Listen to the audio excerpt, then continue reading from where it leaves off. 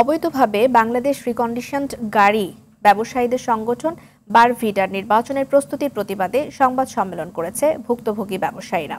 দুপুরে ঢাকা রিপোর্টার্স ইউনিটিতে সংবাদ সম্মেলনে তাদের আইনজীবী আমানুল্লাহ বলেন, উচ্চ আদালতের আদেশ অমান্য করে অবৈধভাবে বারভিডার নির্বাচনের প্রস্তুতি নেওয়া হচ্ছে। আদালত নির্বাচন স্থগিত করে প্রশাসক নিয়োগের নির্দেশ দিলেও তা মানছে না বাণিজ্য মন্ত্রণালয় ও বারভিডার নির্বাচন কমিশন। স্বৈরাচারের দোসর এবং দুর্নীতিবাজদের বারভিডার নেতৃত্বে বহাল রাখতে অপতৎপরতা চলছে বলেও অভিযোগ করেন তিনি।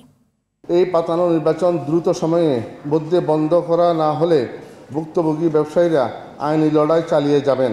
পাশাপাশি আব্দুল হকদের বিরুদ্ধে প্রমাণিত অর্থ আত্মসাতের বিষয়ে যদি মন্ত্রণালয় আইনি পদক্ষেপ গ্রহণ না করে তাহলে উচ্চ আদালতে সংশ্লিষ্টদের বিরুদ্ধে আইনি ব্যবস্থা গ্রহণ করবেন ব্যবসায়ীবৃন্দ।